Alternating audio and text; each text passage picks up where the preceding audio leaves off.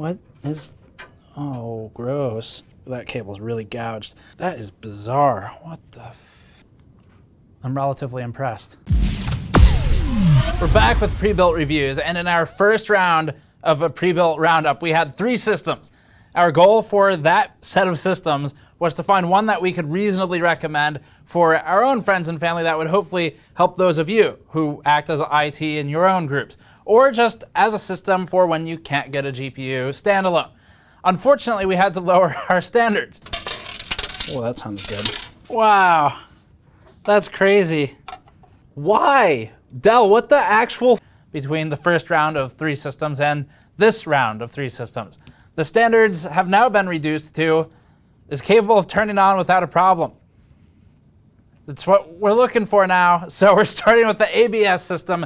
This is a Newegg house brand, much like Rosewill is. Rosewill is the case that's being used. The system's $1,000. Let's get into it. Before that, this video is brought to you by ASUS and the ASUS TUF Gaming B550 Plus Wi-Fi motherboard, ready for AMD Ryzen CPUs. The TUF Gaming B550 board comes in ATX and Micro ATX variants, with key features including a Wi-Fi 6 module, 2.5 gigabit Ethernet, a fanless chipset heatsink for quiet operation, and a focus on stability and uptime.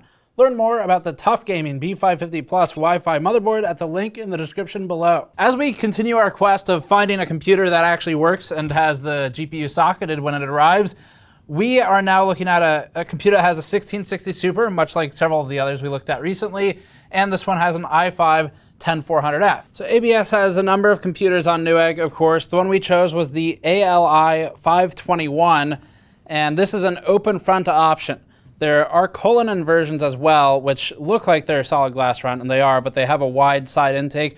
We actually reviewed the Cullinan in the past. It was okay for airflow, but then there are also more closed off options. So for purposes of this review, we can only talk about the ALI521. That's the airflow focused case. As a reminder, the first 3 we looked at included a Dell G5 5000. That's a $900 system, and it had a lot of proprietary components. In fact, most of them were in some way proprietary. The only shining light in that entire computer was the power supply. Unfortunately, also proprietary, but we'll move on. We also reviewed an iBuyPower system. The iBuyPower computer was a $680 computer. It was the cheapest of the first 3 that we bought, and its primary issue was that apparently $680 doesn't get the treatment of using packing materials when shipping the computer. And so the video card was basically falling out of the slot. The PCIe slot was damaged. The rear I/O, USB, Ethernet, all that stuff was hardly accessible, and the system had a number of physical issues in its assembly. We also looked at a Cyberpower computer. It was $1,050. It was the most expensive of the 3 that we had started with, and that one had one primary issue, which was the CPU overheating. It was hitting TJ Max 100 degrees Celsius because of a poor CPU cooler choice, coupled with a very strange all-exhaust configuration. The Cyberpower one, out of those 3, was the one that we said, it's an okay starting point. As long as you're capable of replacing the CPU cooler on your own, it made the most sense out of the 3 of them. And so it got the prestigious It's Better Than Dell award. And that was the baseline for the last round. This time, we've got a $1,000 computer.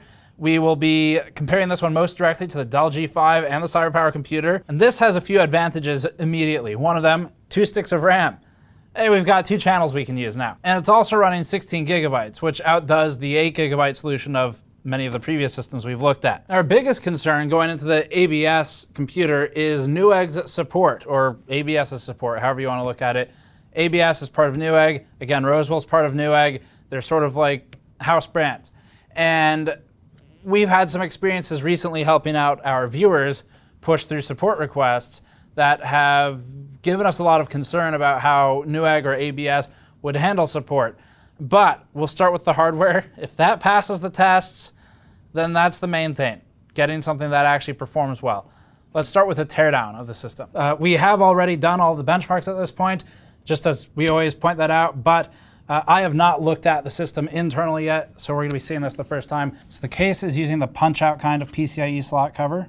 These can't really go back in. They're not secured with anything. You just push it and it comes out. That's it. There's room for a 140 fan. We've got a 120 in there. Not necessarily a bad thing. So we've got a thermal take, 500 watt power supply. 80 plus white label, which means it's not, it's below bronze. A little bit of cable management effort has gone in here. There's not a lot of cables to manage though. Okay, let's get started. So first thing I'm noticing is actually not here. We're using it looks like micro ATX board in an ATX case. I mean, whatever, it's a little bit unnecessary, but it is cheaper and that's probably why they're doing it. What I'm noticing though is actually up here in the front. So there's, why are these here? What is, oh, gross. It's like sprue from like Warhammer figurines or something, or model building. So we've got a really thin metal mesh plating that's behind the fans for some reason. It can be twisted. You can see that. You can twist it and pull it out. These case fans are not mounted to the case. They're mounted to the panel. It should be as simple as that. That is bizarre. What the f are they doing? I don't know why you would do that. So they've screwed the fans. Why would you do that? It's so weird. They've screwed the fans into the front panel. I can't show you too easily because all the cables are running to the front panel, so it's not fully separable. And the front I/O up here, you can see, is also, that cable's really gouged.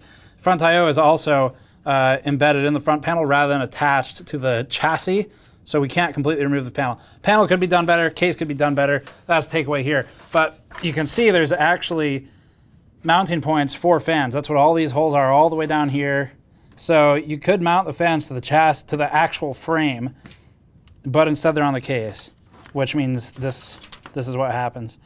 Doesn't matter a lot, not really for a pre-built, but it's definitely odd and it makes it harder to maintain. Not how I would have done it. And it's not even easier to do it this way. That's the weird part about it. Oh, there's a mesh.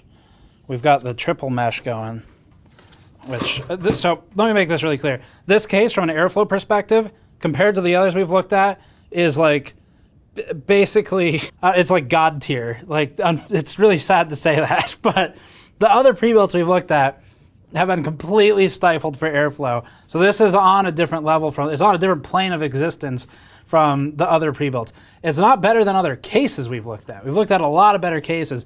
And the reason I say that is because even though it's got mesh on the front, it is kind of an ultra fine mesh, so that's a good thing.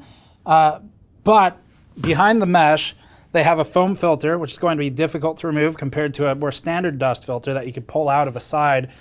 So harder to remove, harder to clean. It's 2 layers of filtration. So you've got basically, imagine like the holes for the mesh like that, and then you've got a foam filter that goes like that. And now there's a little bit more blockage. And behind it, there's another mesh layer, sort of, still far better than the design of the other cases for pre-builts we've looked at so far. So ABS is still off to a good start. And by the way, we are working on our anti-static mod mat PC building work surface for protecting your table and the parts you work on. You can grab these on store.gamersnexus.net if you'd like one. It's also great for tracking screws as you disassemble things. And this design's on back order on the store. They sell through very fast. So if you want one, place an order on store.gamersnexus.net. Also helps us to buy things like this. Okay, internally, so we've got an MSI card. This looks like maybe a Ventus. It does have the plastic backplate. I hate these. It's a terrible waste. It ends up putting an insulator on the back of the card. So it's not doing anything other than aesthetics, which is MSI is trying to make the whole card look gamer. And that means sharp, edgy lines and black paint. And unfortunately, in this instance, it also means plastic, which serves no point. However, the video card is not ABS's fault. So as you can see, the memory is not really covered by the thermal pad. I've seen this before, again, so that's an MSI issue.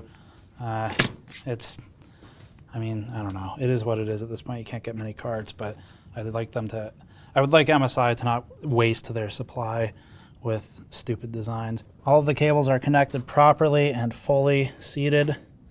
I'm gonna start removing these. I have seen this before. I've never worked with it. As far as the spec, it's 3000 megahertz CL16, and we'll talk more about the timings once we get into the benchmark section. This cooler looks real. We've already done thermal testing. I should clarify, when I say this cooler looks real, I don't mean good. It looks a little more real than some of the others we've seen. Oh wow, look at that. Man, is that the coolest thing you've ever seen or what? There's flames in the molding for the blade. Wow, it's really a good thing that ABS didn't put this in a case that's suffocated thermally, because using a cooler with flames on the blades would have given me a lot of ammunition for jokes in the future. We'd turn this into a meme really quick. The board they used from Gigabyte actually bothered to screw in the heatsink. Why is that impressive, you might ask?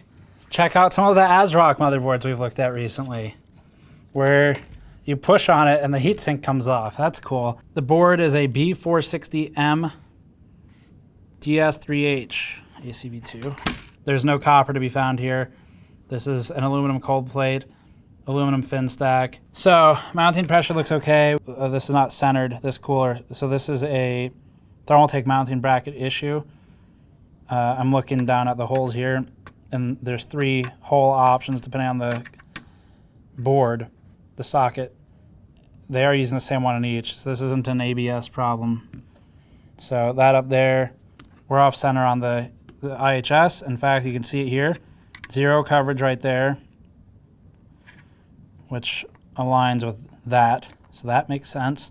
As for what that means, the silicon die is in the middle, and depending on, the contact isn't great, but neither is the cooler, so it's kind of hard to say that the contact particularly matters when the whole cooler is not good to begin with. Fortunately, a 10400F is also relatively low power, so they can get away with a lower end cooler, pending the case not sucking. And this one is certainly a lot less suck than the other ones we've looked at. Okay, now I'm gonna pull the power supply out of here and we'll look at the spec. Since this is all Newegg stuff, ABS after all, I suspect that Newegg may be pushing components that it has stuck on shelves into ABS builds, or at least components which it has the most quantity of. It's actually, from a business angle, a brilliant way to dump excess inventory, to basically build computers out of the stuff no one wants. Doesn't mean it's gonna be a bad computer either, but the part may have, it could be as innocuous and innocent as having bad marketing or something. And that may be why they have extra. Or it could be an exploding power supply. Depends on the power supply. In this case, I've not tested this one. The Gigabyte one we've been working on slowly is the one we'd be more concerned about seeing. This I've not personally tested yet. It has a QC pass for high potential, which we've actually shown high pot testing in our power supply factory tour. If you're curious about seeing that. Ratings, we have 12 volt at 37.5 amps, which allows us 450 watts, shaving 50 watts off the total power. It is a single 12 volt rail. We've got 5 volt standby, 12.5, 5 volt, plus 3.3 at 110. So we don't have full 12 volt potential at 500, but we're pretty close, certainly better than some of the other ones. That's gonna be all we have to say about the power supply for now. Non-modular, that's completely fine. There's no reason to go overkill, saves a little bit of money, benefits no one in the pre-built instance if it's modular, and even if you pull it out for something else later, it's not a huge benefit. There is not a Molex centipede in this one. You may have seen that in some of the others we worked on. Is that plugged into something? Wow, that's quite the hiding place. Newegg is smuggling contraband with the system. It was sitting in here on top of the hard drive cage with the magnets holding it up like that, upside down. As I was fishing the cables out, trying to see if they were just hiding them, which is totally fine, by the way, I noticed they were getting unplugged from something, and it's this RGB controller and fan controller. This is non-standard. Unfortunately, these fans will not be useful without this controller. All right, so here's how it works. These 3 right here on this side, that's your fan. These 2, that's gonna be LED. So they merge them into one connector to minimize the amount of cables, yet still have 2 discrete cables functionally going to the same thing and no reusability. But at least it's workable in this controller if you transplant it to another computer in the future. Not a total loss. So we've got parts that can move into other computers. That's positive. It was built relatively competently. The component selection overall is compatible and okay. There's a couple weaker parts in here, but we'll see how it does in testing. Front panel could use some work for reasons we described. Otherwise, though, I'm relatively impressed. So that should be like our award, the GN Relatively Impressed Award. It goes right alongside the Better Than Dell.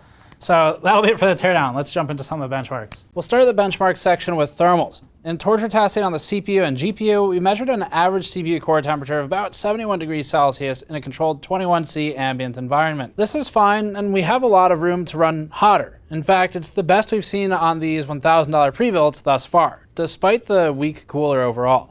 That's largely thanks to the intake at the front, combined with the low power of the CPU. It could be better for sure, but it's in a good starting spot. You'd only need an upgrade in the cooling solution if upgrading the CPUs later. The GPU ran at 65 degrees Celsius for core, or about 76 for hotspot, also completely fine.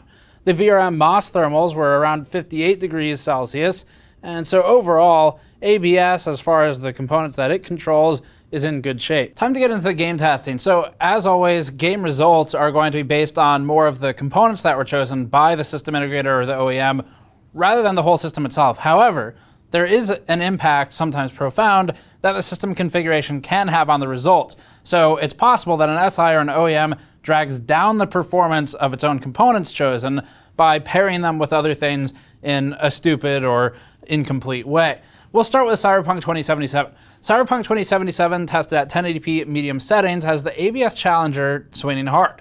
And it's for all the right reasons. It's not overheating and thermally throttling like CyberPower was, on the CPU that is, and it's using 2 sticks of RAM to benefit from both channels. ABS is defeating a system with a superior CPU, and at a $50 lower price. The overall lead is 4.8%, shunting CyberPower further down from the top of the chart in an embarrassing fashion. Maybe CyberPower will start pushing to improve as a result, now that we're giving them some ammunition for the PMs to use to try and make some changes internally. Rainbow Six Siege could run on a Tamagotchi, so it's not surprising to see some of these systems actually hitting 200 FPS average at 1080p. The shocker, however, is in the 0.1% low metrics. It's actually insane how much this tells us about the computers, and moreover, how much a stick of RAM can matter, at least when you're bound by RAM or by the CPU in some instances. We'll look at a frame time plot in a moment to illustrate this. The averages are tied versus CyberPower, but they tie at $50 cheaper, which is a victory for ABS, clearly, and the average is only part of the story when frame time consistency is so much better in an objective fashion on the ABS system. This is a frame time plot. If you're new to the channel, these lines are the most empirical representation of frames as seen by a user that we can create. It shows the frame-to-frame interval, or the time required to create, render, and present each frame to the gamer. That would be shown on the vertical axis on the left. The measurement on that vertical axis is in milliseconds. Lower is better, but more consistent is best, and FPS is just a derivative of, it's an abstraction away from frame time anyway. Excursions from frame n-1, you can see the frames on the horizontal axis, greater than 8 to 12 milliseconds, one frame to the next, start to become noticeable to a player. And lower than 8 milliseconds is irrelevant. For perspective, a constant 60 FPS would be 16.667 milliseconds for each frame.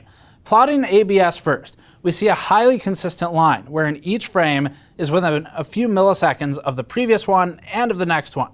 This is what the line typically looks like in our standalone component reviews, but those standalone component reviews use high-end test platforms that are specifically designed to eliminate bottlenecks wherever possible.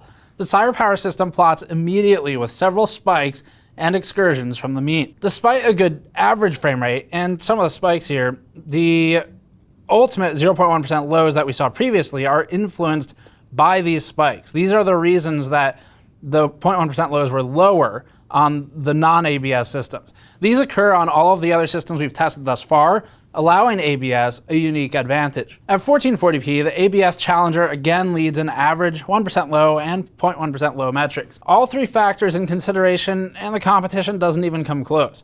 This machine, at least from our experience, was the best built in a slew of incompetently assembled or minimally cheaply assembled machines that we've seen thus far.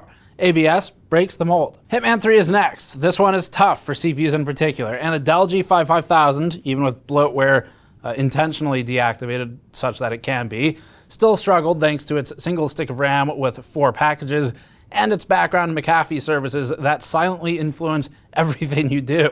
The ABS Challenger ends up leading the charts again, this time with an impressive 11% lead over the powerful Cyberpower system. So ABS was the winner in that one. Red Dead Redemption 2 is up next. This is GPU bound in our testing.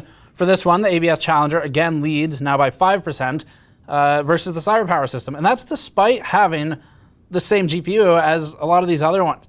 Hopefully Cyberpower is seeing this and realizing that now that media is going to start ranking pre-builts on charts, like back in the late 90s, it's time to patch up the cost-saving BS.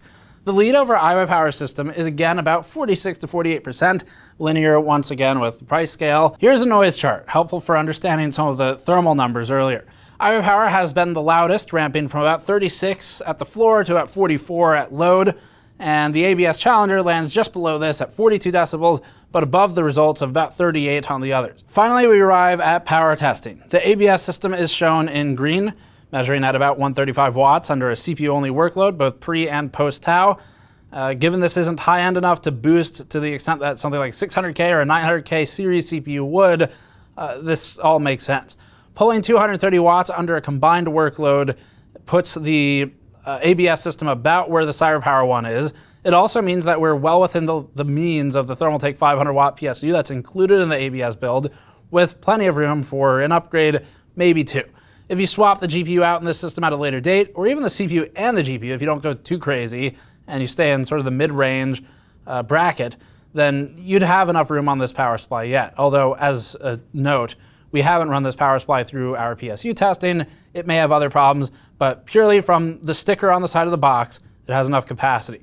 The ABS system ends up more power efficient than Cyberpower, and that's thanks especially given to Rainbow Six, and its performance being often a couple percent ahead, at least up to 11% ahead in some cases, not counting the massive lead in 0.1% lows in specific instances. So it's more efficient. Now that we're done with all of that, some quick notes on system setup, the BIOS, and the configuration out of the box. We noticed on initial setup that the GPU connection sticker that points to the correct display out was on the wrong side. It was also upside down, so that could maybe confuse some novice users. There was a quick start guide, unlike iWiPower, and it was well documented and had clear instructions. That's one of the key things we look for a pre-build, because we assume a lot of buyers probably don't know a whole lot about how they work. Not that this is particularly relevant, but we did notice that the PS2 connection doesn't work at all. It's just straight up broken, and it appears to be a defective port. Fortunately, not many people use PS2 connections anymore, but we'd need a larger sample size to know whether that's a board level, a BIOS level defect, or a one-off defect with our unit. All the other ports, however, worked fine when we tested them. We noticed that page 34 of the Gigabyte manual for the motherboard makes reference to options that do not exist. It talks about USB, SATA, and PS2 enable-disable options under the boot tab in BIOS. But alas, they're not there. In fact, these options don't even exist in the screenshot that Gigabyte used in the manual to show that they exist. How this gets past whoever made the Gigabyte manual is beyond us. This is obviously a Gigabyte problem and not necessarily an ABS problem, but ABS did choose the Gigabyte board.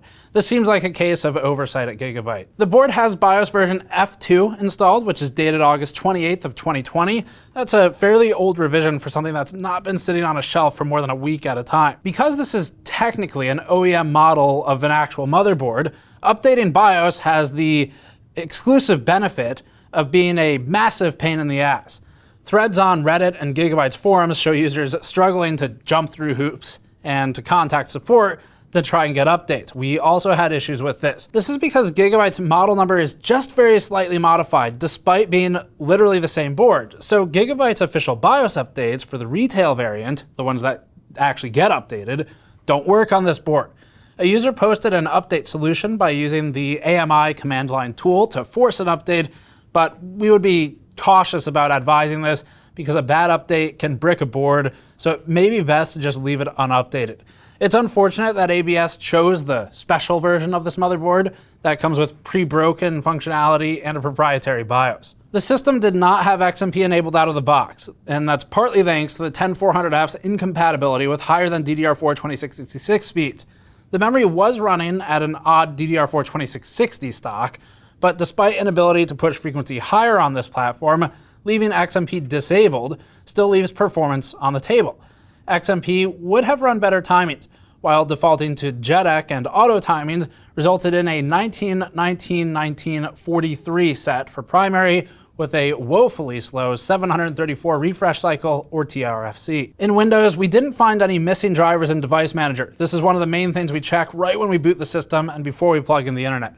This is a good thing. Sadly, it's better than some of the competition that left device drivers uninstalled and unusable.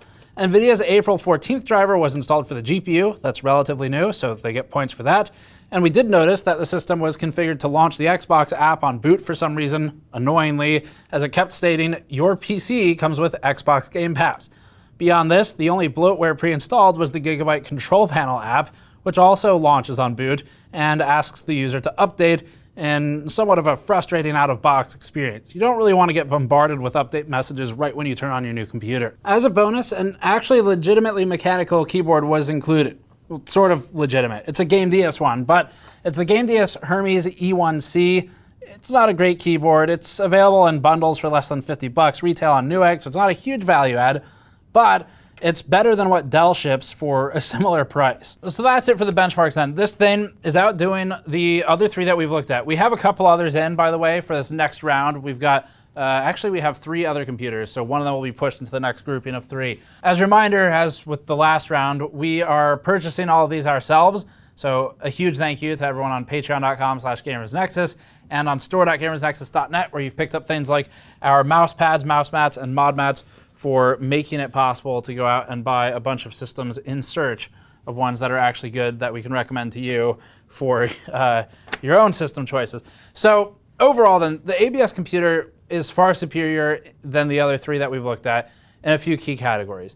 Those categories are overall competence of assembly. It was built properly. Cyberpower did extremely well with small attention to detail, but it completely lost sight of what it was doing with the bigger picture, and that would be things like a CPU cooler that doesn't allow the CPU to hit 100 degrees Celsius. Think that's a really basic thing? Apparently not. So thus far then, this is actually something we would be comfortable with saying you can purchase, and assuming, of course, it's basically the same config we got. We can't speak for all of the ABS builds, but for the one we looked at, this is the Challenger box. In this configuration, it did well, and it outperformed competition at similar prices, sometimes cheaper. So that's good. We didn't find any major issues. There was nothing show-stopping, and sadly, that's really the most you can ask for a lot of these pre-builds, at least the ones we've looked at. So that makes this something we can recommend. The one thing that we're concerned about, though, is Newegg support. We recently had a viewer reach out who spent 8,500 Canadian dollars on a system via Newegg and a Newegg seller, and had a broken fan. It's an $8,500 computer. One fan was broken. Doesn't seem like a big deal. So the viewer reached out to Newegg and asked for a fan replacement, as would be reasonable. Newegg was unwilling to help, so we ended up stepping in and just connecting the viewer with Leanne Lee directly. Leanne Lee makes the fan that happened to be failed in that system, and Leanne Lee was more than happy to replace it for the viewer. So awesome job by Leanne Lee, terrible job by Newegg. And again, ABS is Newegg. So that concerns us a little bit, and that means that if you run into problems with this thing, we can't vouch for Newegg or ABS, whatever, their ability to solve the problem in a way which is reasonable and treats you as you should be. But we also haven't found great support from iBuyPower or Dell, or in the past, NZXT or Cyberpower. So they're not alone in being perhaps deficient in that department. An overall recommendation on the build quality and the performance, the only thing, again, that mars that recommendation, that makes us a little cautious about recommending it to a user who doesn't know really anything about computers or repairing them or working on them, would be the lack of support from Newegg. But hopefully you can take it somewhere else to get it worked on if you need that, or learn it yourself. Or there's no problems. That's it, though. Thanks for watching. Subscribe for more as always. You can go to store.gamersnexus.net or patreon.com/gamersnexus if you'd like to help us out directly in buying more of these computers. Hopefully one of the next 3 is going to be promising as well, if not more of them. We have high hopes for at least one. We'll see you all next time.